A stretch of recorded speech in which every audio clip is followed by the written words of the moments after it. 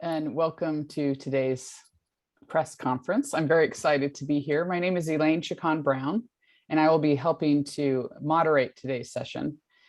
As we get started, I just want to remind everyone to keep in mind that there's both a chat feature and a Q&A function. In using the chat feature, we can have conversations with all of the attendees and the panelists. And I encourage you to notice that there is a toggle switch there towards the bottom in the chat feature. Please go ahead and select everyone, as the chat feature often defaults to panelists only. By selecting everyone, you'll be able to chat with attendees as well as panelists during the session today.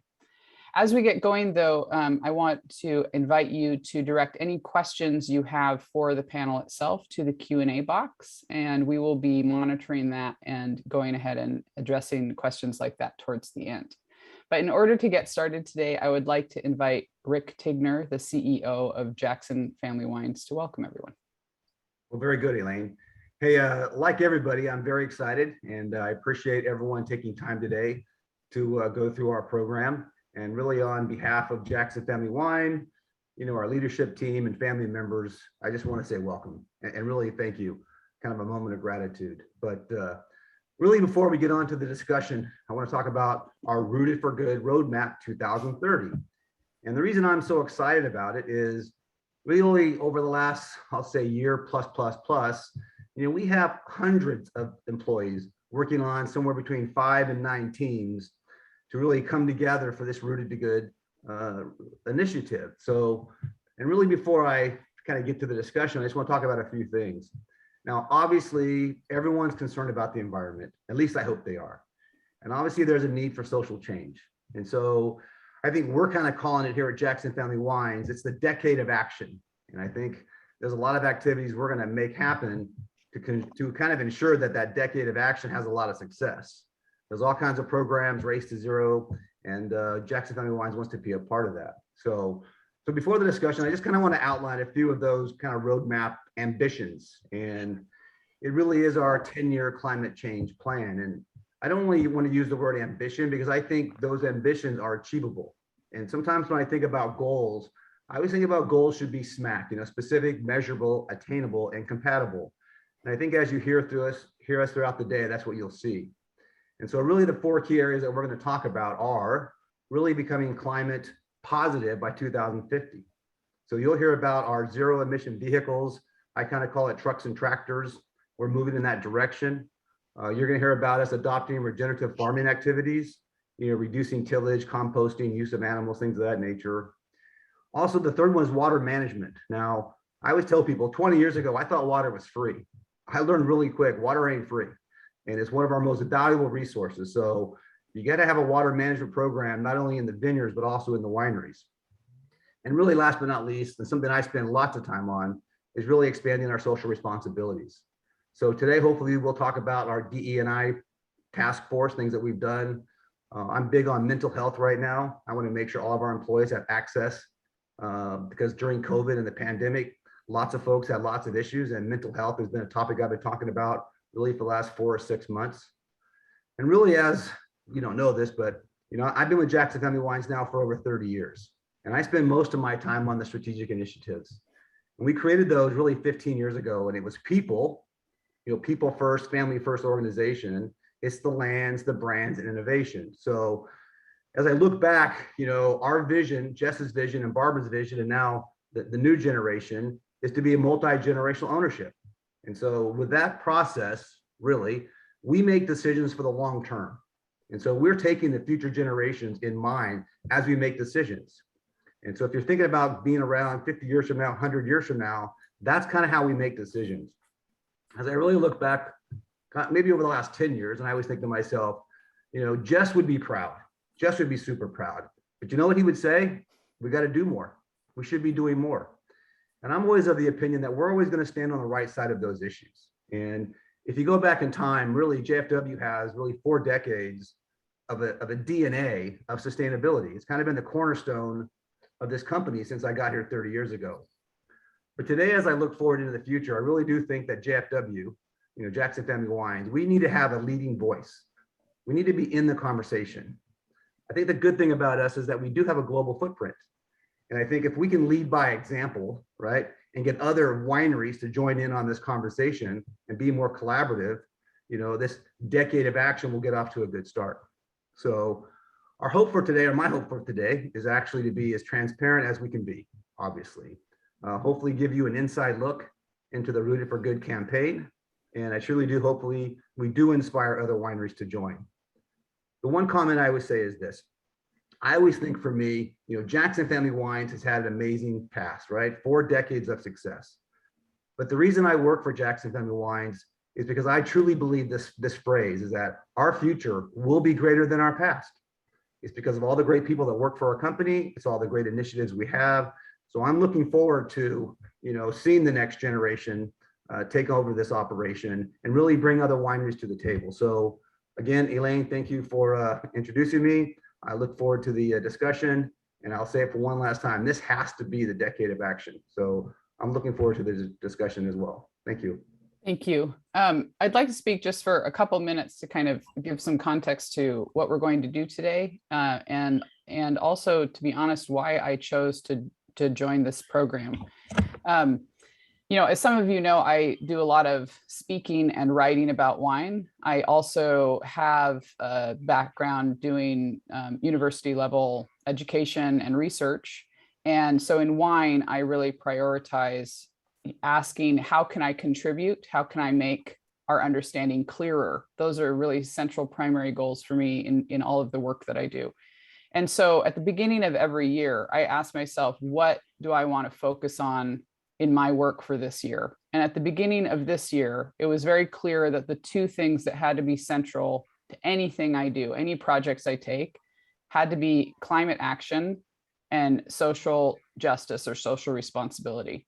And any of us that have spent time really directing our efforts at those 2 things, climate action and social responsibility, very quickly realize they come together. There's no way to work on one without ensuring you're working on both. And so in directing my work for this year, my commitment was to only work on projects that really take that up honestly, that have accountability as a central theme, and also transparency as a central theme. And to be both accountable and transparent, you have to also be committed to clear communication. So in the Rooted for Good initiative, what I've found in Jackson Family has trusted me with really getting to see behind the scenes and what they are literally doing now, the commitments that they're making, and the goals that they have fulfilled previously as well. And what I've been impressed by is that, as Rick was talking about, Jackson Family has been doing a lot of work for a long time, and they're committed to doing more and to doing better. Personally, my view is that if we're going to contribute to the needs of the world and to any work that we do, we must be leading by example. And my hope is that what we'll find today is that Jackson Family, in their Rooted for Good Roadmap to 2030 initiative, is really doing that, leading by example. So in my understanding of the Rooted for Good initiative is that it's an ambitious 10-year plan. It's the largest initiative that Jackson Family Wines has ever undertaken.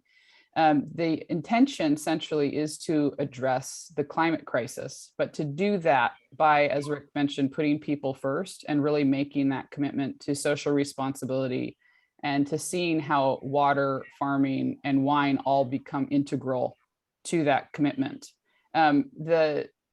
The realization is that in making a strong commitment to each of these things, that we actually make more resilient communities and more resilient companies at the same time. And so today we're going to dig into the Rooted for Good plan so that all of you can understand the commitment that Jackson Family Wines is making. But the reason that I specifically agreed to be part of this project is because when they contacted me to ask if I would help communicate their efforts, I came back and I said, let's do even better. Let's create an education initiative for the wine industry to help all of us better understand the realities of climate change and climate action, of water resiliency and water management, of regenerative farming, and of social justice and social responsibility in the wine industry. And Jackson Family Wines immediately said they wanted to do that. So while today is the first day where we talk through the Rooted for Good initiative, over the next few months, we'll actually be launching a 5-part webinar series that is designed to be education, especially for wine trade, wine media, and the wine industry, focused on how all of us can better understand this kind of work and what we can do individually. This is one of the most important projects I've ever been part of.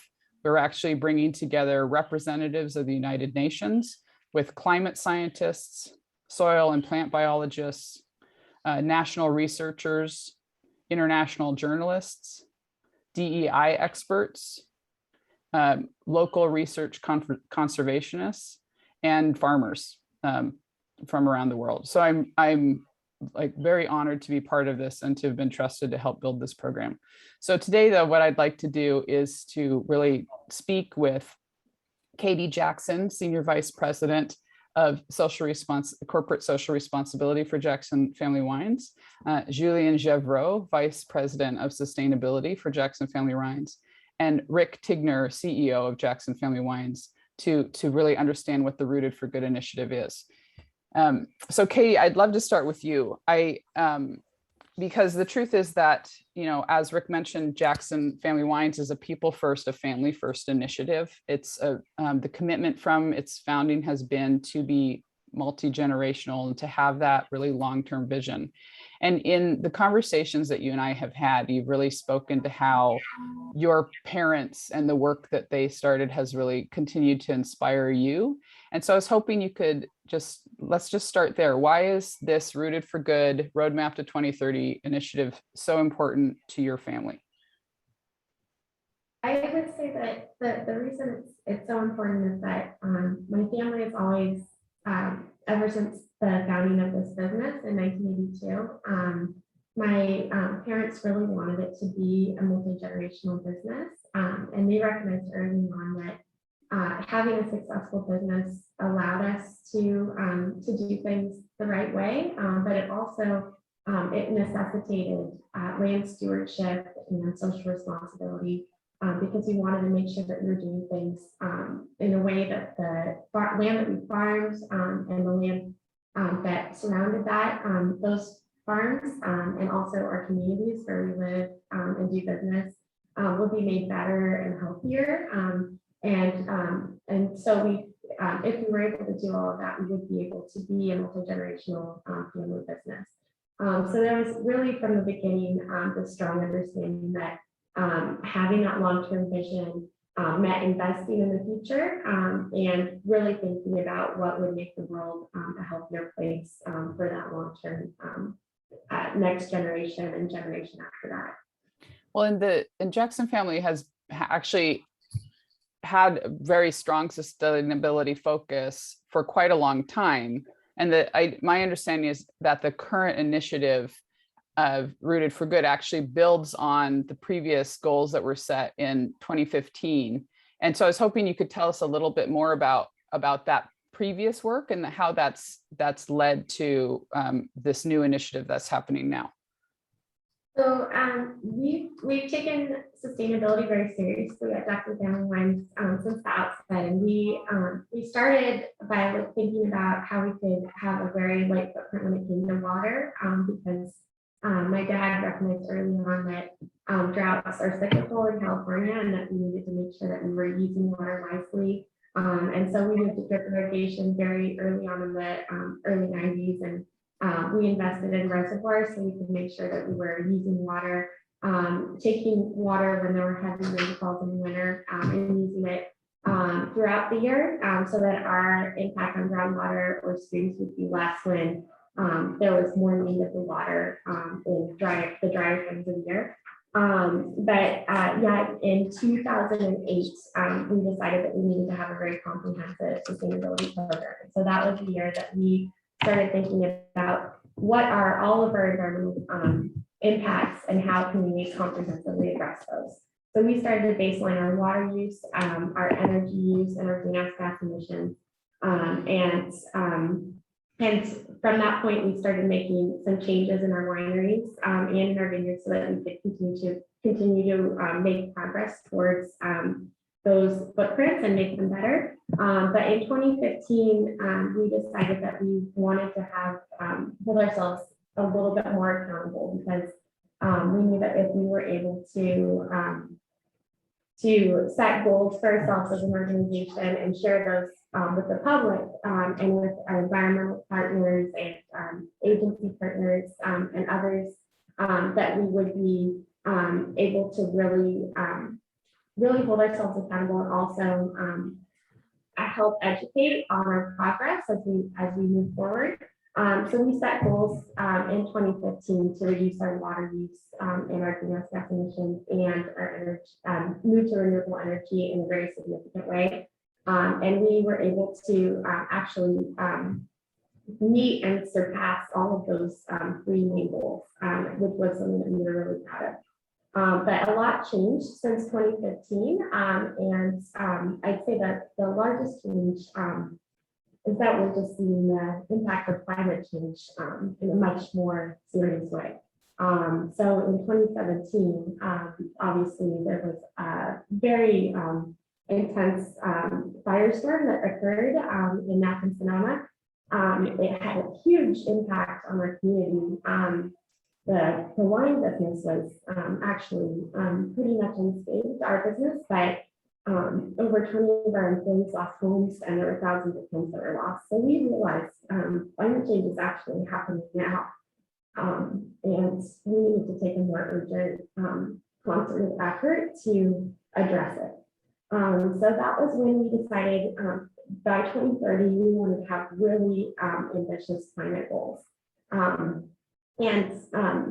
We also wanted to continue to address water use, which is such an important part of agriculture in California especially, but throughout the world. And we are now in the most serious drought that we've ever had here in California. And the understanding is that it's been exacerbated by climate change. So we know that we need to address our water usage so that we're not only moving to use less water, but also use it more responsibly, and think about all of the impacts in our surrounding communities and to our local ecosystems. We need to reduce our greenhouse gas emissions in line with science-based targets, so that we are doing our part to decarbonize the wine industry, and we need to also look at regenerative farming, and regenerative farming in particular is something that I think is going to be challenging to transition all of our acres to, but we believe it's absolutely necessary, because we know that if we're able to sequester more carbon in our working lands, we could possibly have a positive impact on climate change. So that's something that we are absolutely committed to doing. And then lastly, but not least, social impact is so important.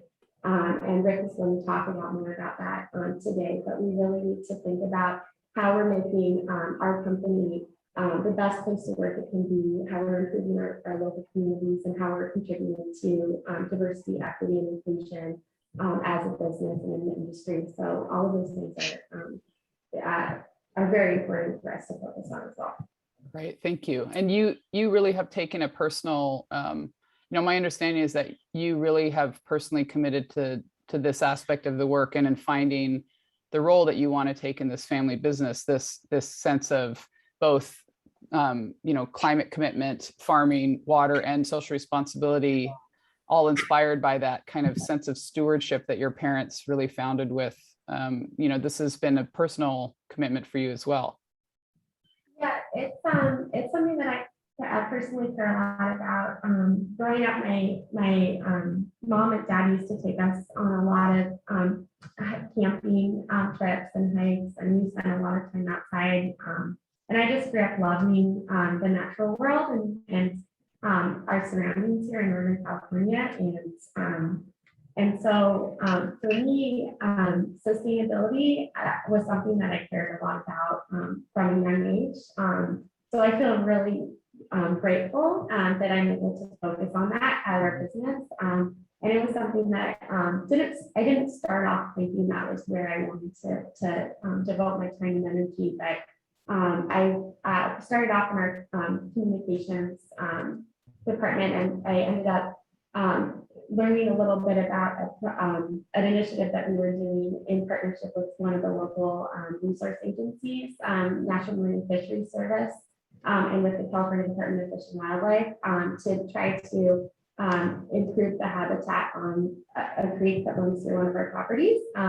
And so I started working on that project with Carroll, who's my boss and mentor here, and kind of fell in love with that and the fact that it was a public-private partnership. The fact that we could, by partnering with government agencies, we could actually have a positive impact for the environment, and also do things that were positive for our business as well, was something that really excited me. And so I kind of came into sustainability through that project, but I felt very grateful when I was working on it that this was something I could focus on, and I've been working on it ever since. Yeah, thank you. One of the things about, you know, this kind of work that we're talking about, climate action as well as social issues, really, if we want to actually be changing how our industry works and changing what's possible globally, we have to be doing that in companies that have the capital to make a difference. But also the reality of this is we're talking about global need now. The report that came out recently made it very clear that what Rick referenced earlier, that this is a decade for action. That's urgent and entirely necessary. And so at that point, the shift has to be made from companies thinking in terms of their own success to thinking in terms of how can we all become more resilient together.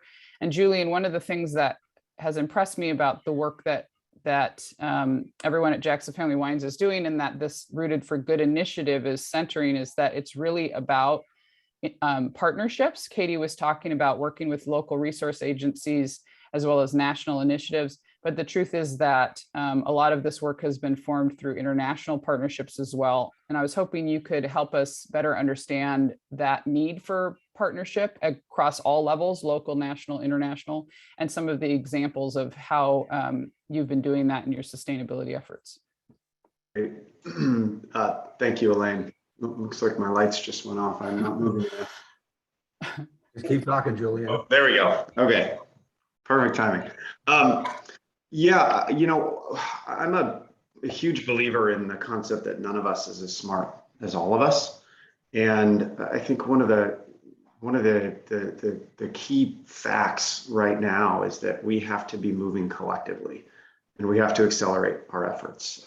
Elaine, the IPCC report that you just referenced, that was published on Monday of last week, was really a stark reminder of the scientific imperative that we have as a global economy and as a global society to change and to accelerate that change and to work together.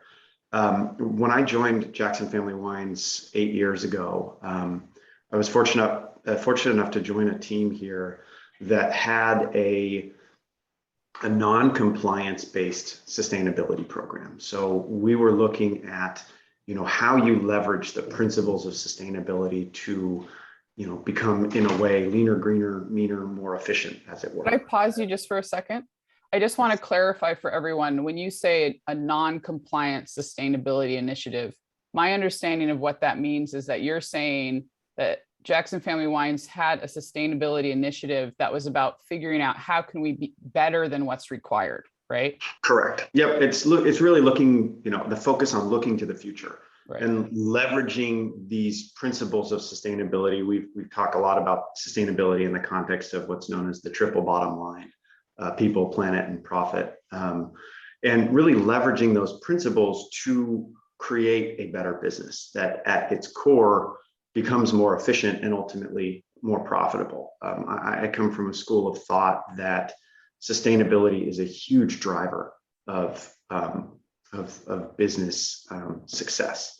And what we've learned, you know, really as Katie mentioned, you know, since the founding of the company, but those efforts have really accelerated, I think, in the last decade, is that we need to work together and we need to collaborate.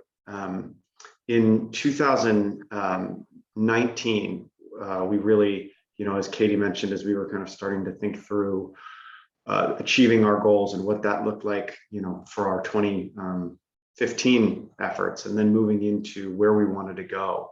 2018, 2019 was really a formative time for us as a company, as we really started to fully understand and account for the science, and really looking at how we leverage our space within the wine industry to enact positive change. And so we joined forces in 2019 with the Torres family of Spain to found an organization called International Wineries for Climate Action, or IWCA.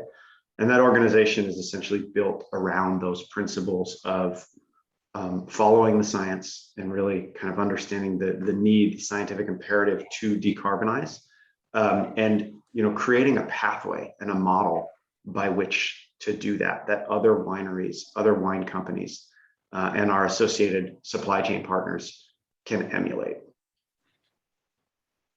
And the one of the things that I know frustrates people is wanting things to happen faster. With climate action, especially, again, as we're talking about, this is a decade for action. We need to get these things done now. But the truth is, because any of these initiatives, any of these practices, any of these changes that have to be made must be done by people.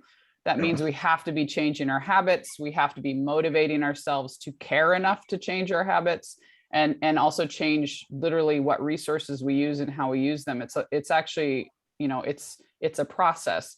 But in getting to know this particular initiative, Rooted for Good, what impressed me was that this was not a top-down initiative. It didn't just come from executives that told everybody what to do, but the Rooted for Good initiative was actually created by employees themselves. And so could you tell us more about how it is that the employees of Jackson Family Wines have actually created the Rooted for Good initiative? Yes. So it's built on the idea of go slow to go fast. And within the last few years, I think we have gone from a culture here at Jackson Family Wines where sustainability was, a nice to have, to where it's really been built into and firmly established into the DNA of the company at every level.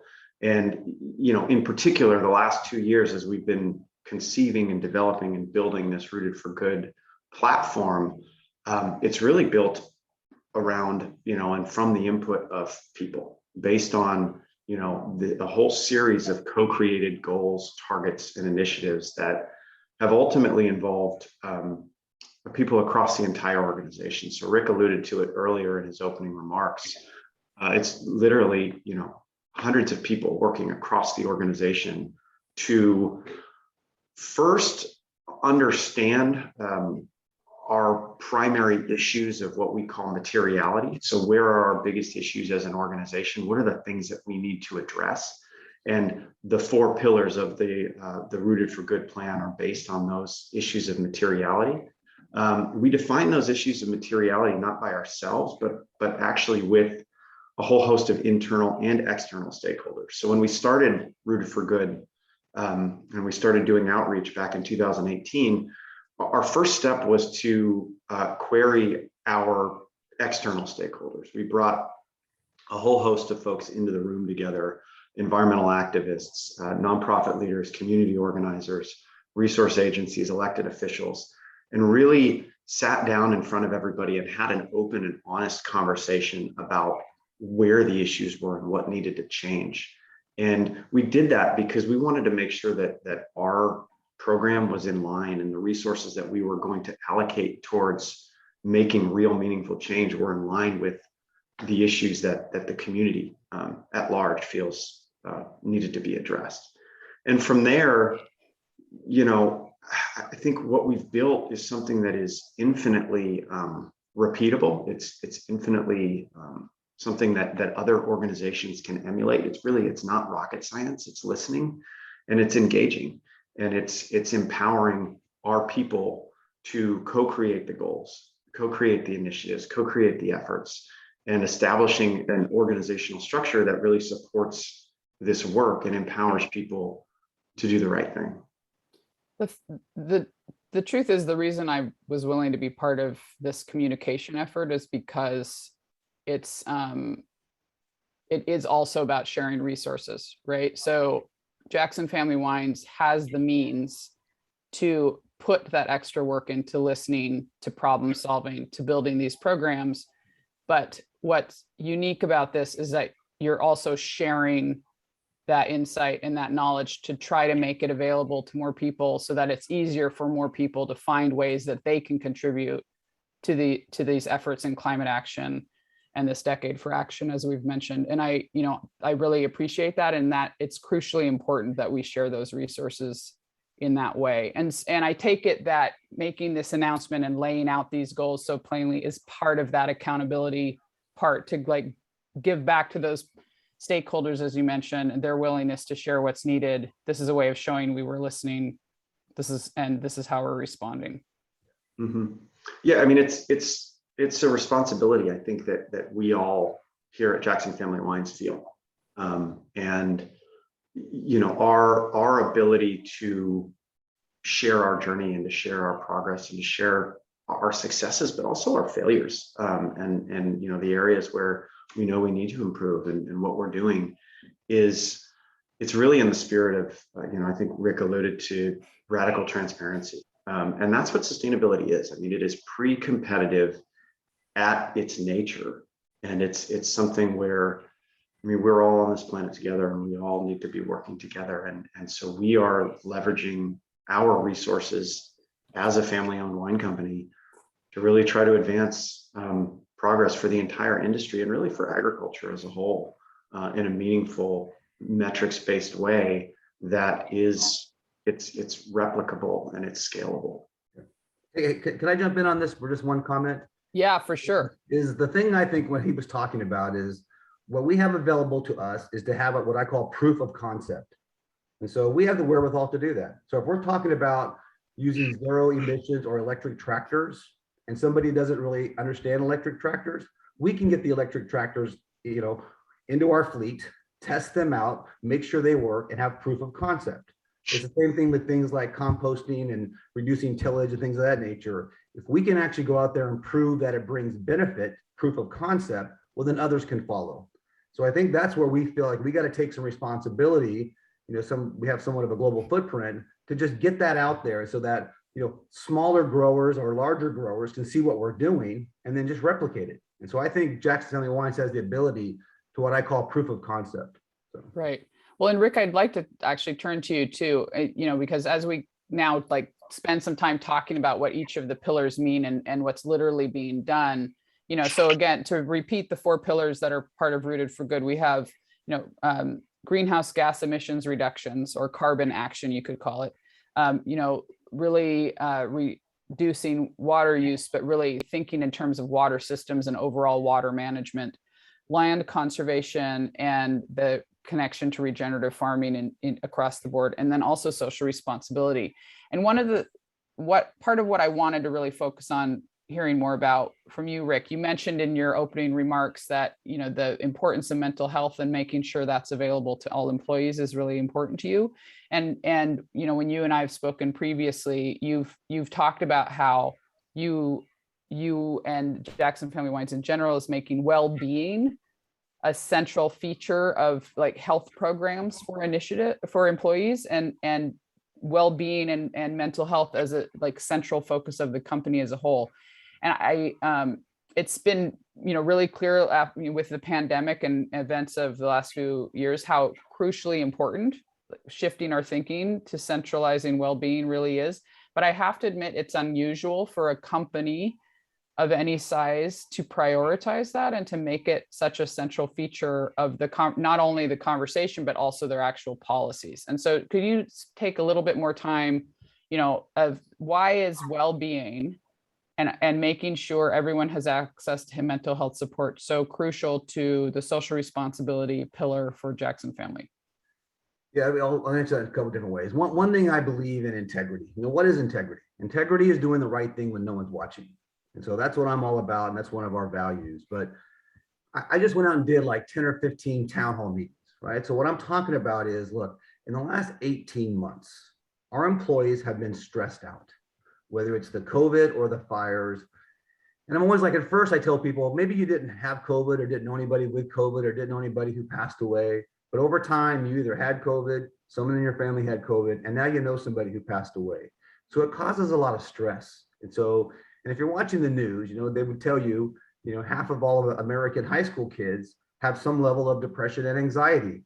Well, those kids are in the families of people who work at Jackson Family Wines, right? So I want to make sure that people who work for our company understand that our human resource department, who is great, but they got to be a resource to get people some help. And so whether it's your personal needs or your family's needs, I want to put that on the forefront.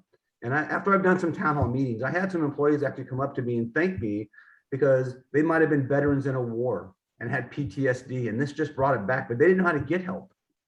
And so part of it is just getting people the awareness of how to ask for help and raising their hand. And so I want to make it something that we can talk about out loud and not in behind closed doors. Let's bring this out. And so that's what I've been talking about. And then on the wellness thing, so often, a while back we had a thing about gratitude, and I believe in a thing called gratitude and choice, right? So I believe you should say thank you every day, right, to the universe, for no better term. But you have a choice. You have a choice to wake up unhappy, or you can be happy. It's free to be nice, right? So I want people to make the right choices. Well, even this last, I'll say, I gave it out this maybe last month. In the next 4 or 5 months, I'm giving everyone a day off for wellness or gratitude. Just take a day off. Go do what you got to go do, right? And in the past, we had sick days. We're kind of moving towards wellness days. And so it's a mind change as we move forward, right? And then really the last, because I'll throw this in there while I'm on the line, is I also want to make sure that we have a diverse work environment and employees. Well, when I first took over 10 years ago, it was my goal, right, to have more women talent in the organization. And that would be my legacy to some degree. And hopefully DE&I will add on to my legacy. Today at Jackson Family Wines, I know you know this, but the majority of winemakers at Kendall Jackson or Jackson Family Wines are female. Well, and do you mind if I name some stats here in relation to that? Yeah. So in the state of California, the all winemakers in California, 10 to 14% of them are women. But actually across Jackson Family Wines, I was able to look up some stats and get confirmation on them in the last few days. Across all Jackson Family winemakers, 61% of them are women. Far, far, far above industry norms there. Across all departments or facility leadership, 50% of those leaders are women.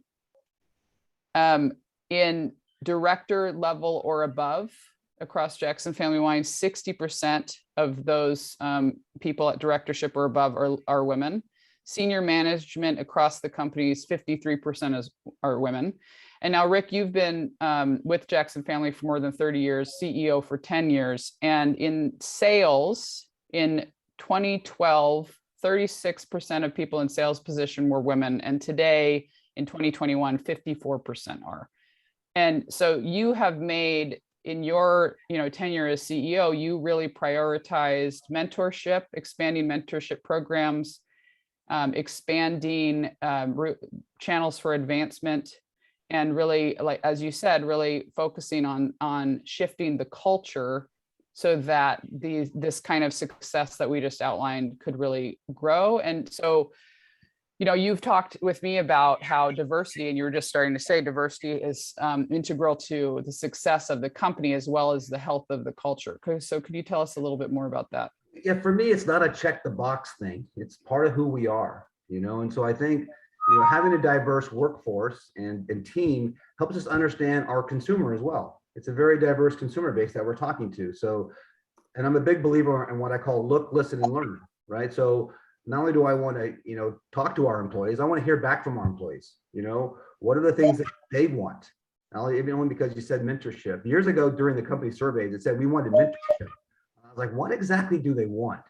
A mentor? So we actually have a legitimate organized mentorship plan where you can find a person in your department or outside your department, or a team of people can actually reach out and have mentorship programs. But the thing that I want to build upon on the DE&I initiative is that, look, my goal 10 years ago was also to get more Hispanics into management positions, right? So at Jackson Family Wines, really only half the population is white, but we do have a large Hispanic population. I got to get them into opportunities in management, EVP, SVP, and vice presidents. So we've done tens of thousands of hours of language training, Spanish training and English training to get people to learn up on management, okay? And now going forward with our new task force, I think there's 25, 26 people, very diverse on that task force. You know, we got to reach out to more Black candidates. We just need to. And as an industry, we need to. Back what I kind of said before, Jackson Family Wines can lead in that category as well. And so I think that's, again, having open and honest discussions, that's where we need to lean towards, because it represents the employees. I mean, it represents the consumers who we're trying to talk to. So, well, and I've spoken with the founders of Be the Change, the job fair that's really focused on helping to bring more Black, Indigenous, and people of color candidates into the wine industry. And my understanding is that Jackson Family Wines was actually the first company to sign on and support Be the Change, just as an example. But also that you've been doing work to try to do outreach and connect to historically Black colleges as well, and kind of expand connections in that way as well. Yeah, because the answer is, historically, like, we own our own distributor in California called Regal, right? So we go to recruit, we go to Chico, Sacramento State, you know, San Diego State, et cetera. That's kind of been what we've been doing. Well, we got to change that. So now we got to get outside of our comfort zone and get out to these historically Black colleges and bring new candidates into our company at all different levels. And so that's something maybe we weren't doing before, but we're going to do it now. It needs to be who we are. And like I might have said before, we're going to stand on the right side of those issues. And it's not really even a choice. We have to, because it's the right thing to do. And I go back to that, taking responsibility to build a better future. You know, that's one of our values too. And we take that responsible. And what I always tell people is, I know that's my job, but I want that to be the responsibility of every one of our employees, to feel that energy, you know, be an entrepreneur and actually building up this organization with a diverse workforce. So hopefully hopefully what I say is that pebble in a pond, and it, you know, next thing you know, I got 1,800 advocates talking about the same thing I'm talking about. No, it's great, and it's a great example too of recognizing, you know, Jackson Family has done really good work in relation to expanding opportunities for women. And now we're going to build on that and expand opportunities for the Spanish language speaking community that is in the wine industry, and expand into creating greater diversity for Black and Indigenous populations and other people of color as well. And it's really about building over time. And so speaking to the other pillars as well. So again, carbon action, water management, land conservation, regenerative farming. You know, Julian and Katie, I'd love to bring you back in here and really help share some of the details of each of these pillars.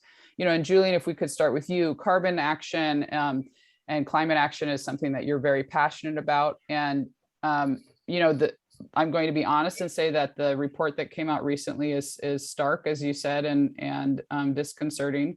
And I think that because of that, it's really important that we focus on what is literally being done and what can we literally do, because that's the thing that can help motivate people to go even harder at no, it's okay. Light management is a great, literally right.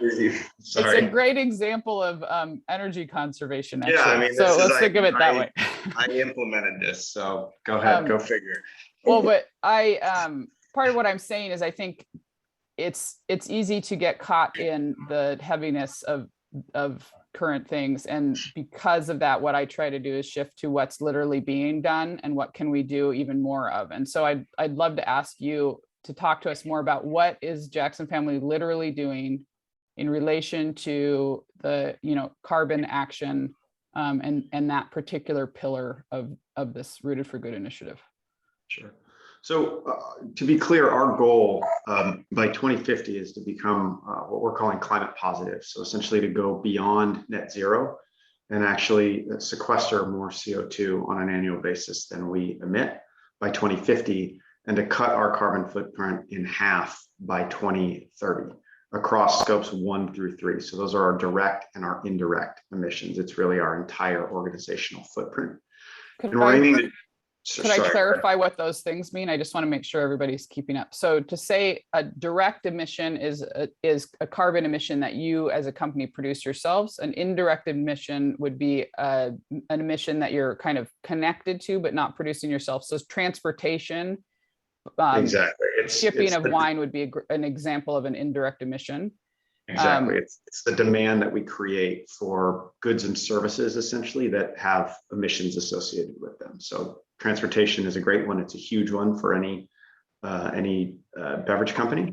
Packaging is another really big scope 3 or indirect emission. And so what we are looking at is decarbonizing our footprint across our entire organizational footprint. And we want to do that without relying on the purchase of offsets. We don't think that you can just buy your way out of this. This is something that has to be accomplished through direct mitigation efforts. And again, I think this speaks to the need for really collaboration, because at the end of the day, we are just one company in a very complicated and complex supply chain. And the reason that we're setting these goals and these targets is because we think that the industry can come together. We can come together with our supply chain partners. We can come together with other like-minded wineries and wine companies, and International Wineries for Climate Action, IWCA, is a really, really great framework for leadership on that front. But looking at what we are planning to do over the next few years, I think it's important to look at what we've already done. So dating back to about 2015, we have cut our total emissions by about 17.5%. And we've done that through a series of practices and initiatives, primarily an investment in on-site renewable energy. So today, Jackson Family Wines is the largest generator of on-site solar energy in the United States wine industry. We have about 23,000 solar panels across 12 wineries in California and Oregon. We've lightweighted glass, and again, that speaks to the carbon intensity of the glass production. We've already done a significant amount of lightweighting and seen some great results from there. We've pursued a zero waste pathway, which has also helped to reduce emissions. So we've already seen historical progress to the tune of what is essentially required to continue our decarbonization strategy to 2030 and 2050. So we are, I'd say, optimistic that we can continue to move in that direction. Some of the activities that we have planned moving into the future are additional investment in on-site renewables. We're going to be building a utility scale wind turbine at one of our wineries on the Central Coast in Monterey that actually serves as a central hub for our operations. And this turbine, it's going to actually generate more electricity than what we need today. So we're going to be in the short term putting that electricity back into the local electricity grid and supporting the proliferation of renewables locally and regionally. But it also provides us with the flexibility as we kind of accelerate and move in the direction of zero emissions transportation, for example. We'll have excess energy, excess generation capacity at a strategic location for us where we can install electric vehicle chargers as we move towards decarbonizing the zero emissions transportation piece. We're building additional solar panels and additional solar arrays at a few other wineries as well in the future. And then, as Rick mentioned, really looking at decarbonizing our transportation footprint. And those are activities that we can take on our own. I mean, we've seen, I think, a proliferation of zero emission vehicle technology, everything from the pickup trucks that we're going to need in our vineyards to the agricultural equipment. I think we're seeing just the tip of the iceberg right now with the technology acceleration that is necessary. And so we're excited to be working with a lot of the equipment manufacturers and really working to accelerate that process. And then also, the requirement is going to have to happen across the supply chain too. So working with our glass suppliers, working with our key transportation and logistics suppliers to decarbonize as quickly as possible are some of the things that we have planned over the next few years. Well, and there's some exciting initiatives actually in transforming glass production to eliminate emissions as a result of it that I haven't heard anybody in the wine industry talk about yet, but that we'll actually get into in the first of the webinar series and find out more about what's being done in that regard in the carbon session that we do at the end of this month.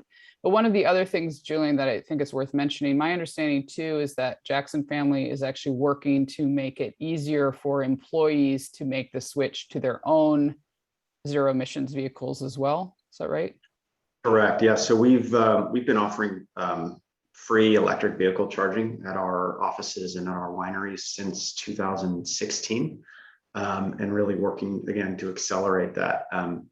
And we've seen some really, really positive results. I think when we installed our first electric vehicle chargers in 2016, there were a couple of people who had EVs, and now they're everywhere. And it's a field of dreams scenario, right? You have to build the infrastructure. And I know that that's something that the companies of all sizes and really, the global economy is racing to accelerate. And so we are aiming to help support in those efforts as well. Katie, you've been really passionate about water. And as you mentioned earlier, one of the first efforts that you were part of was actually working with a local resource organization on kind of water management and how that feeds into kind of land preservation and habitat preservation as well. So could you tell us more about some of the key features of the pillar around water management for Rooted for Good? Yes. So our focus on water in 2015 was really around conserving and reusing as much as possible in our wineries. And I think we've been able to do a lot of innovative things at our wineries that have allowed us to make a really positive impact there. Since 2015, we've reduced by about 43% the amount of water we need to make one bottle of wine in our facilities. But moving forward with the drought, really kind of highlighting how critical taking care of our water resources is. We're really thinking more holistically about water. And so we're focusing more on water management.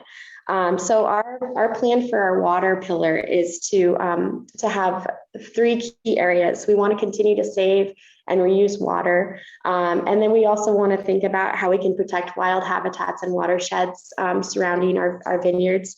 And lastly, we're looking at recharging our natural aquifers because groundwater levels are probably going to continue to be impacted. And we've done some research on one of our vineyards to prove that we could take water at a time when it's plentiful and use it to recharge our aquifer in a way that was above and beyond any use that we have in our vineyards. So we're excited about the potential that not only us, but others in agriculture could have to really have a positive impact on groundwater levels. So those are the key features that we're thinking about as we look at 2030. And as Julian mentioned, collaboration is really a key part of our sustainability efforts across the board, but it's really key here in water. The program that we worked on with National Marine Fisheries Service and California Department of Fish and Wildlife was all about partnerships and kind of trying to help leverage our land ownership and their expertise as government agencies to really help restore habitat for endangered and threatened salmonid populations in the creek that was next to our property. We'd love to continue to look at how we can do that type of program. So we're constantly talking with NIMS and CDFW, and we worked on a couple of other projects with them. Most recently, we released juvenile coho into one of the streams on one of our properties that already has really good habitat, and we're continue to work with them on that program. We're talking about how we can continue to find other parts of the creek that we could improve the habitat so that we could have a positive impact on the ecosystems around our properties. And then lastly, we're also looking at a program that we did in 2014 during the 2014 drought, which was the most significant drought up until this current year. We actually had more water in one of our than we needed. And so we were releasing it into the stream throughout the summer months to keep it connected for fish. And so that's something that we continue to do to this day in partnership with those agencies. And then that's all in partnership with our local representatives from the resource agencies. But another area that we're partnering is on groundwater recharge research. And so we're working with UC Davis on that and going to try to pilot another project in Alexander Valley, Sonoma County, and working with other landowners too, because we feel that the best way to make a positive impact is to continue to find partnerships with others within the industry and magnify our impacts that way. I love though too how, I mean, kind of implicit in what you're saying is the emphasis that it's not enough to think about water reduction. We have to be thinking about water systems and how the way we use water, the way we capture water, the way we reuse water actually is not just about inside our winery spaces, and it's not just about irrigation. It's about the entire land, habitat, our use, our interactions. And the idea that you as a Jackson family have actually demonstrated and measured that it's possible to recharge our aquifers when we use our water wisely. I want to make sure everybody heard that, because that's incredible. And it really goes back to a point that Julian makes regularly, that you have to, you can't change what you can't measure. You have to be taking those measurements, sharing that information, and demonstrating it's possible. It's the proof of concept idea that Rick got to earlier, but it's really quite powerful. So we're going to be talking more in September. We'll have a session just focused on water, and we'll be really looking at that idea of water systems rather than just reduction. And I'm quite excited about helping to change the conversation on that. But also, Katie, part of what you were getting at, and I'd love to hear from both Rick and Julian here as well, is that just that idea, like as soon as we talk about water, really we're talking about land, we're talking about habitat, we're talking about conservation. All of these elements really come together at that point, and suddenly you realize, this gets back to the point I tried to make at the beginning, that if you're committed to climate action, you have to be committed to social responsibility. You have to be committed to smart farming, to smart water use, to it's all a holistic system. And so I'd love to hear more about, how is regenerative farming and land management. That's another one of the key pillars. How is that being approached in the Rooted for Good initiative as well? Great. So, yeah. Go ahead, Julian. So another key pillar of our Rooted for Good plan is a commitment to transition 100% of our estate vineyards to regenerative farming practices by 2030. And this is something that we've been studying in our vineyards since about 2015, 2016, kind of that connection between farming in a more holistic manner and increasing and kind of changing your farming outcomes, and really investing in soil health as a core organizing principle for how we farm in the future. And so we think that regenerative agriculture, regenerative farming is going to be a really core tenet for how the world farms into the future. And it's really a focus on building soil health through key principles that we think will help foster longevity in our vineyards, resiliency in the face of a changing climate, and also contribute to better winemaking in the future. So what we mean by regenerative, and we have an entire working group dedicated to advancing this goal and advancing these principles across our vineyards in California and Oregon. It's really a focus on adding more compost into our vineyards, more organic material to kind of build up soil organic matter and kind of create food for the soil that the plants can then draw from. It's reducing or eliminating tillage where possible. It's cover cropping and also integrating livestock.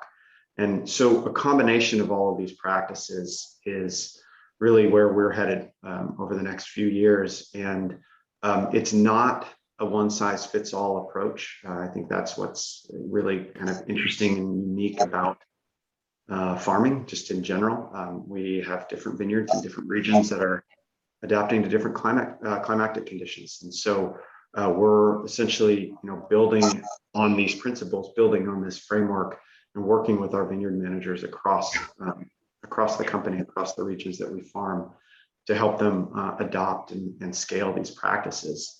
And in so doing, we're also working really closely with the scientific community to understand the science behind advancing soil health, both from an outcome standpoint. So we've seen some really promising early results in terms of, reducing erosion, increasing and enhancing water holding capacity, plant nutrition, things like that. But there's also the whole other side of the coin, that is what I touched on earlier about, the role that regenerative agriculture could potentially play in storing and sequestering atmospheric carbon dioxide. So what we're seeing, and the science is still evolving, and it's still very much in discussion, but the theory is that by changing these soil conditions, you're actually creating the opportunity through photosynthesis for the plant to take in and draw down atmospheric carbon dioxide and store it and sequester it into the soil, if you manage and you maintain those soil conditions appropriately. So we've invested a lot of resources in the past, and are committed to continuing to really advance the science there and really understand the role that a vineyard can play in atmospheric carbon sequestration, but also our lands adjacent to our vineyards as well. And ultimately, this all connects to the question of wine quality. And I know that Jackson family is working on doing studies in relation to that idea as well. And the winemakers are really some of the winemakers are really focused on kind of investigating that link. And could one of you speak a little bit more to the wine quality question as well? Yeah, I'll speak to it. We've got a great group of people within the organization that's working on regenerative farming, including one of the leads is one of our winemakers, and she's developed a set of protocols to really help us have control blocks and then regenerative blocks, and monitor how quality changes over time. But we're really big believers in the fact that sustainability really does tie to better quality wine, because you're just so much more focused on every single aspect of how you farm and how you make wine. Just that attention to detail in and of itself is positive. But also all of these things that regenerative farming could potentially benefit, such as water holding capacity, soil health, they're just going to make our vines more resilient in the face of climate change. And so we are strong believers that as we continue to implement these practices, we're going to see better quality wines coming out and more resilient farming able to be achieved. Yeah. Can I jump in on that a little bit? Yes, please, Rick. Yeah. So the thing that we work on is called future-proofing our vineyards, right? So you think about vineyards, right? How long should a vineyard last? I would say 25, 35, 40 years, right? So if we're going to plant a vineyard in 2021 or 22, we need to plant it thinking about what the climate's going to be like in 2042, right? And so it is coming back to our farming practices and the things that Katie's talking about, because another one of our values is quality without compromise, right? And so it's not just the vineyards that we have right now that are planted, but it's all the vineyards that we are planting. And so we're thinking about how we make those vineyards future-proofed so that they last, as climate changes, and we don't know exactly what that may look like, even though we do use outside scientists to give us algorithms to kind of help us think about what that weather might be like in 20 or 25 years. But that's how far out we're thinking. When you think about planting a vineyard today, in Jackson Family Wines, we have quite a few planted vineyards and quite a bit of land, is that if we're not thinking about regenerative farming right now, right, it's how it's going to affect the quality of our wines 10, 15, 20, 25 years from today. Right. One of the other things that we're going to have an entire webinar session later in September just focused on regenerative farming. And one of the things that's come up in speaking with some of the winemakers and also vineyard managers that are part of the Jackson family team, the point that partnership beyond just the wineries and Jackson family as a company is so important, because any particular winery can only change their practices in as much as they have access to the resources they need, the supplies they need, the equipment that they need in order to be able to do that. And so that gets back to the point again that a company that has a little more gravitas and presence in the industry can help motivate suppliers and transportation providers and all of these other aspects of the industry that we don't talk about quite as much. We can help them make changes more quickly by demonstrating we are going to make these commitments. And then that makes it easier for all these other wineries as well. And so at the final session that we'll be having, again, we're going to be getting started later this month in a 5-part webinar series that's going to dig into more details about each of these pillars. So the pillars, again, that we've heard today: climate action, or carbon action, water management and water systems, land management and regenerative farming, and social responsibility. So we're going to have a webinar that's focused on each of these, going really in depth, not just into Jackson family practices, but actually what kind of work is being done globally and what each of us can do individually to make these commitments to improve things in each of these ways. And then the final session will specifically be on wine quality and how any of these factor into that idea of wine quality in the long run. And what I'm excited about is that we're actually bringing people from wineries around the world together to have these conversations. Again, this series that we're talking about and the commitment that Jackson family is making is a global one, and it's really about partnership. As we shift into, we're going to get ready to start answering questions here in just a minute. But what I want to do is remind all of us that we as wine media and wine trade, we really are the gatekeepers to understanding these issues for consumers. And consumers, as they come forward to buy wines, they depend on our insights and our knowledge of the industry to make better choices, because we're the ones that have access to that information. And so I want to remind us as wine media and wine trade that it's really our responsibility to be researching the companies whose wines we're promoting and getting in front of consumers. And that's one straightforward way that we as media and trade can start to make a difference on these issues, by committing to researching the companies whose wines we get behind. But I'd love to ask each of you, Katie, Rick, and Julian, what's another simple thing that we can do as an industry, as individuals, to help make a difference on these issues as we move forward with our decade of action? Let me just jump in on one of the, I'm going to answer one of the questions too. Maybe I'll add to this, is that when you think about our supply chain team, our procurement team, right? They're working with obviously the suppliers, transportation, glass suppliers, and things of that nature. And the question was, are we including other winemakers? I'm assuming other companies, to be involved in that conversation. And that's why I'm so proud of Katie when she created the, IWCA with the Torres family, because now you're bringing like-minded companies together. And I think as we move forward in this Rooted to Good initiative, we need to bring on other wine companies, bigger than us and smaller than us, right? Because it's the message, right, of the multitude of wineries that are talking to our suppliers that will get it done. Kind of like I said, that decade of action is now. And so that's what I would like to see from this Rooted for Good initiative, is for more wineries to collaborate and get involved, right? So not only does it help our planet, right, but it also says good things about the wine industry. The one thing that Jess always wanted us to do was elevate really the image of the wine industry and really the category. And I think, as we all have like-minded ideas about land stewardship and all the things we talked about today, is I would like to see more wineries involved. I think that would be how I would answer your question. Well, and currently IWCA does have other wineries, from the two founding wineries are Torres family and Jackson family, but we actually know that there are other families around the world that have also joined the initiative, and that can be that list can be found on the IWCA website as well.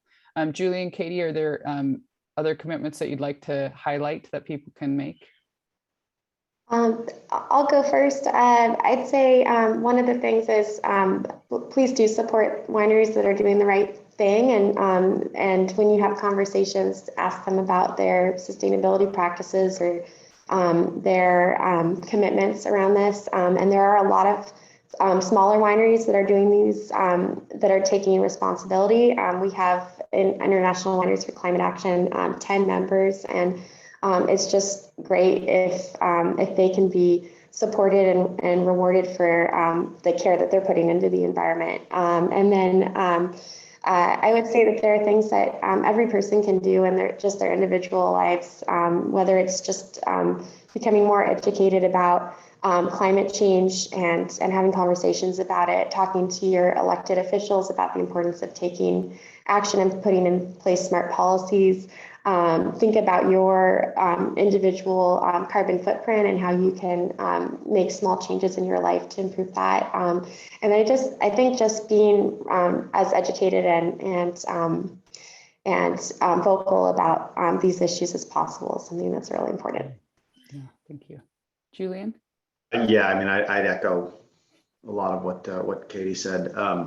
I think we live in a day and age now where access to information is instantaneous. And, you know, we as individuals, we as consumers, we really have more choice now than we've ever had to support organizations that are thinking about this in the right way. And I think that, you know, it's the onus is on us as individuals to support that transition as much as possible. Yes, thank you.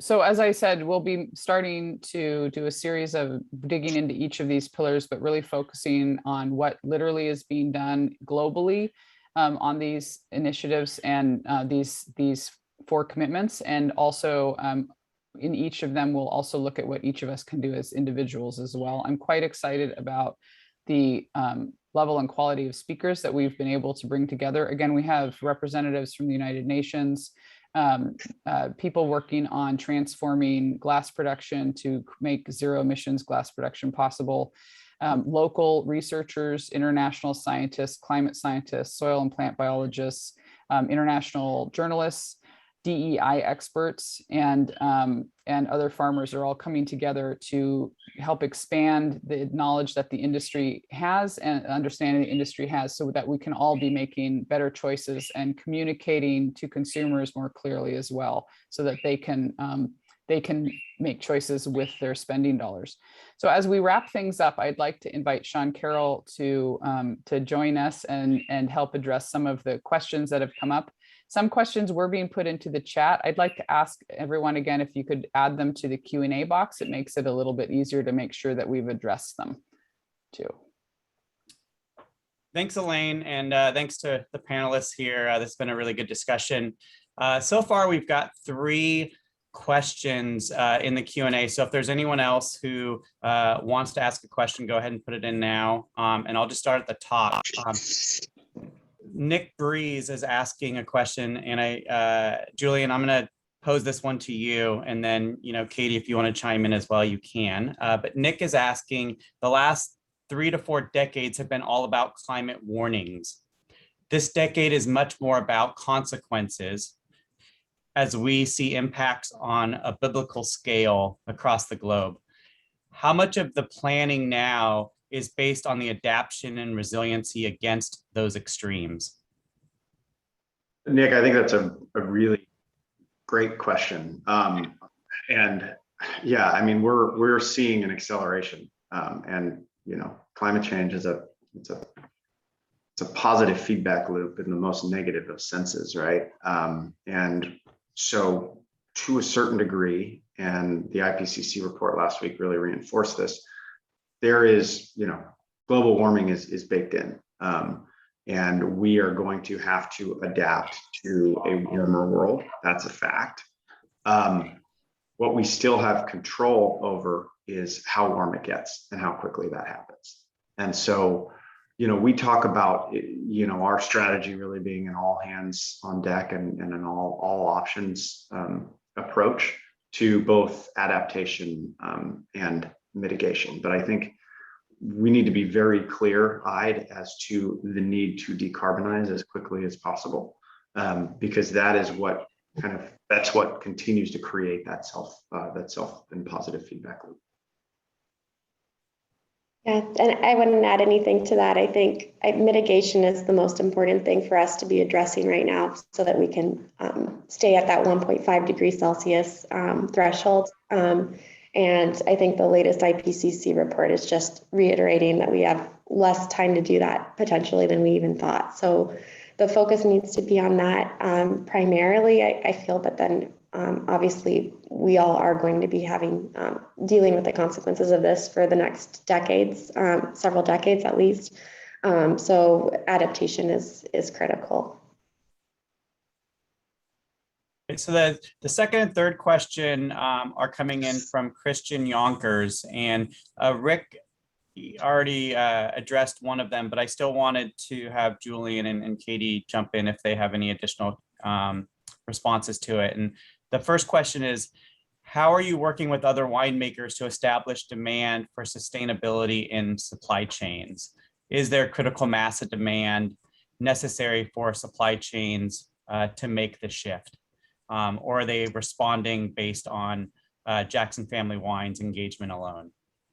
Can I jump in and just maybe make a comment on that? Would be, when you think about the wine industry in America today, right? You think Jackson Family Wine, let's say we sell 5 or 6 million cases. You know, we need Gallo. You know, maybe there are 100 million cases. We need Constellation. We need Treasury. We need the Wine Group, 50 million cases. We need Trinchero, Sutter Home. These are very large users of glass, packaging, transportation. So it's going to take a village. And like what Katie and Julian just said, and the time is now, right? This is the decade of action. So my point would be to the question, and I'm gonna look into it. If we're not having conversations with those companies directly or indirectly through our supply chain teams, we need to start doing that tomorrow. And so I took that question to heart and said, I haven't personally been doing it, but I'm gonna start doing it. Next year, I'm gonna be the chairman of the Wine Institute, and maybe I'll make that one of my top priorities. So that's just kind of how I would respond to that question. But Julian and Katie, you guys can jump in too. I mean, I think that's exactly right. And we talk a lot about our efforts at Jackson Family Wines as punching above our weight class. I think there's really good examples of other companies and other industries that have a small relative footprint kind of compared to the overarching industry. I'm thinking about a company like Patagonia, for example, within the apparel industry that has really defined what sustainability means and what action means for not just their own organization, but for the entire industry. And I think that's been something that we have prided ourselves on at Jackson Family Wines over the years, is to really leverage our voice to accelerate these issues.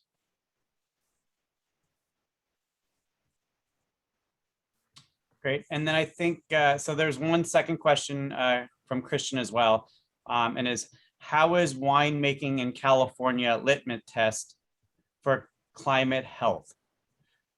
Is it a cannery in the mine, so to speak? What is uniquely telling about the changes in winemaking as it relates to climate change? Katie, I know you're really involved with a lot of the environmental protections. Do you want to start with that? Sure. Yeah, I would say that winemaking is a canary in the coal mine because wine is so much about terroir, and a changing climate is going to change our terroir and the conditions under which we're growing. And so I think that as a very quality focused organization, we have concerns about that. And that's one of the reasons why we're really focused on adaptation in the vineyards, as well as mitigation, because we will need to be changing some of the ways that we farm in order to make sure that we're ensuring quality. And Sean, I'm sorry, I think there was a second part to the question that I may not have answered. Yeah, the second part of it was, I think you answered, which was just asking how much planning is happening now based on on our projections of climate change? Yeah, yep. So our farming team is looking at how we can, as we're developing new vineyards, as Rick mentioned, what can we do in order to change out our rootstock so that we have more drought-resistant rootstocks? What are we doing in the vineyards that are working this year and in the past several years during heat spikes to really protect our fruit? And we've changed some of our pruning practices. So we are constantly looking at this, and our knowledge about this is evolving, but we are doing the best we can based on the knowledge we have now to plan for 20 years out. It's taking a lot of concerted effort and focus to do that. Great. The next question is coming in from Amy Coach, and Julian, I'll have you answer this because it's related to IWCA. Are any other wineries in California part of IWCA? And how are you engaging other wineries to participate in this initiative? So the two current IWCA, other current IWCA members from California are Spotswood Estate and Silver Oak. And both of those wineries joined IWCA very early on with some of our other early partners, including globally. So Symington Family Estates in Portugal is also involved and has been from very early on. Yealand's Wine Estates in New Zealand, Cullen Wines in Western Australia, Alma Caraviejas in the Ribera del Duero, as well as Amina Ribera, which is part of the Mataromera group.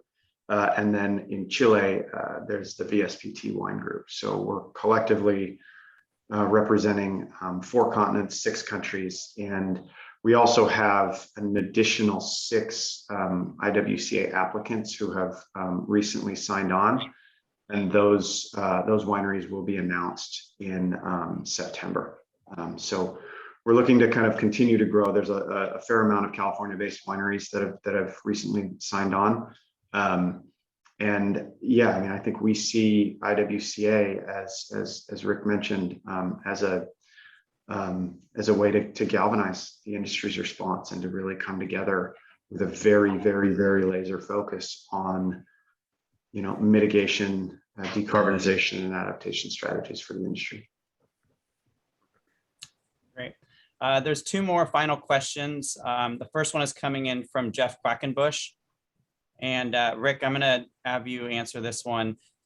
He's asking, considering that the wine category is competing with beers, spirits, and other beverage alcohol with lower consumer price points, how will these pillars impact the cost per serving of wine on the shelf? First of all, good question. Let me just think about that. So the thing I think about cost is all the costs are going up, right? So you think about labor costs have gone up, supply costs have gone up. So if you look at, the industry that we're in, the wine industry, is that, yeah, we're going to have to compete with those other products and those other companies.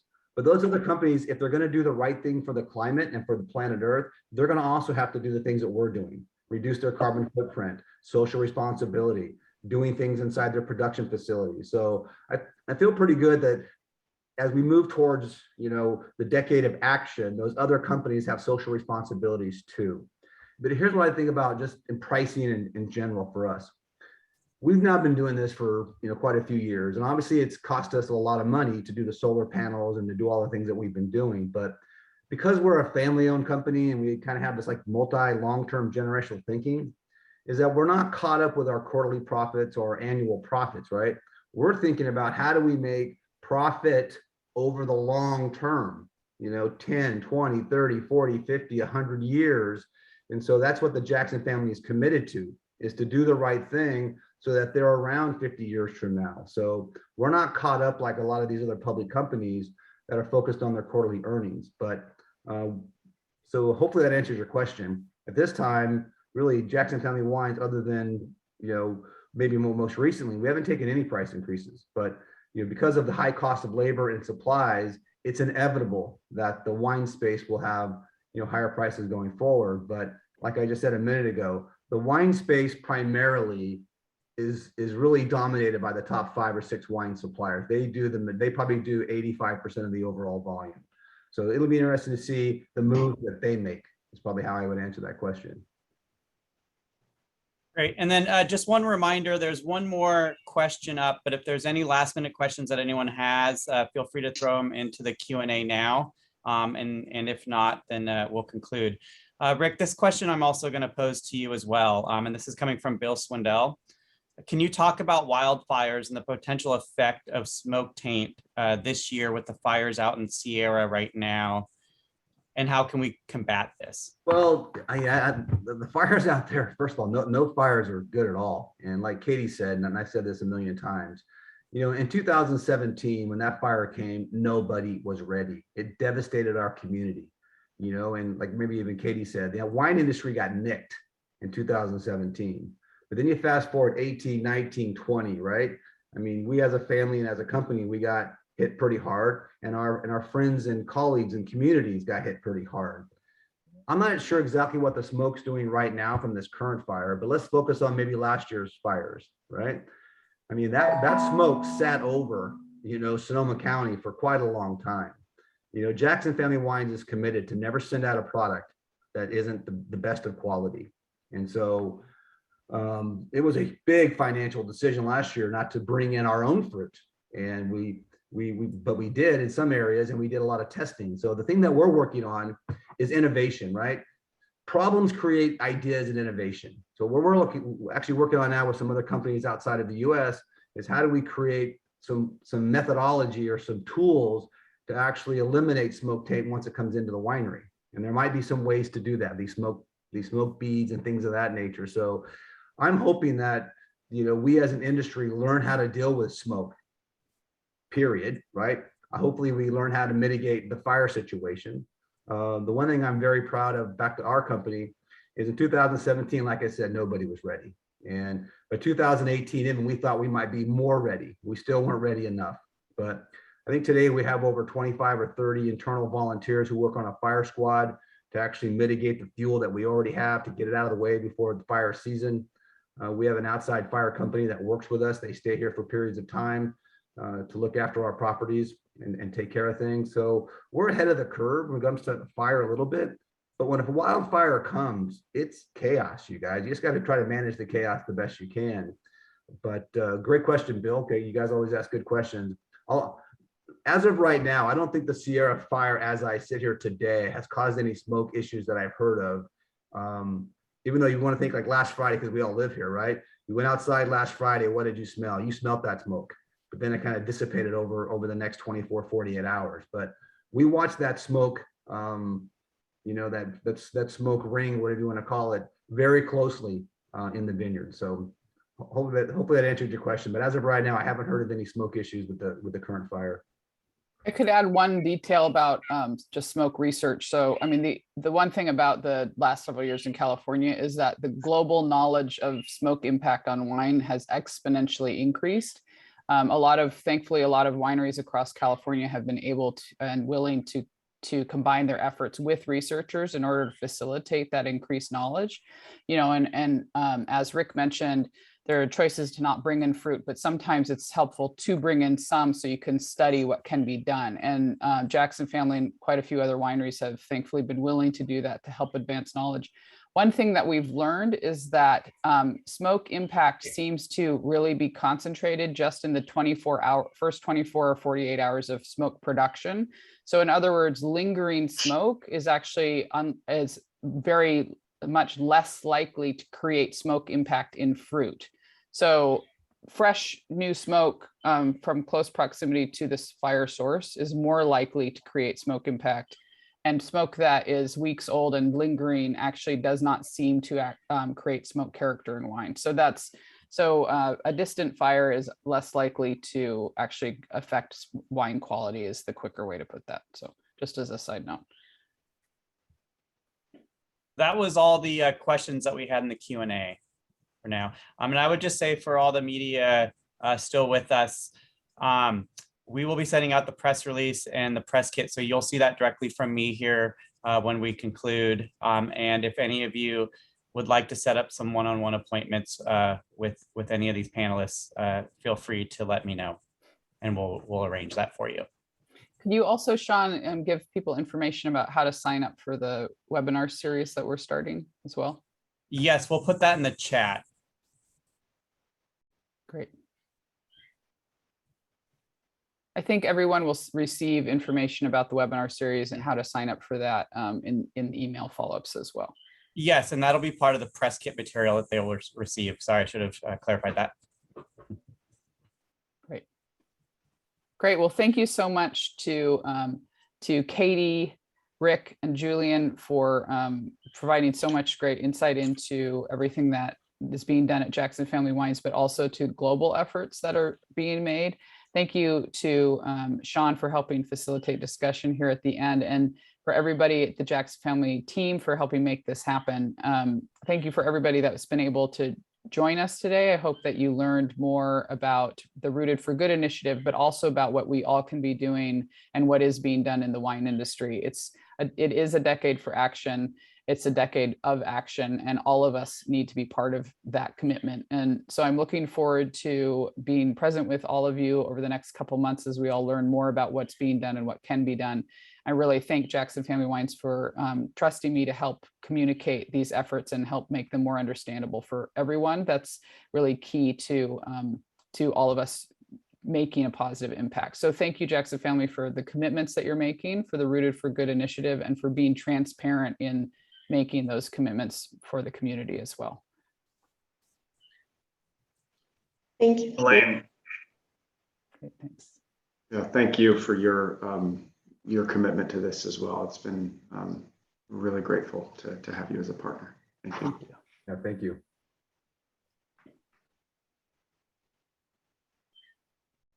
Okay.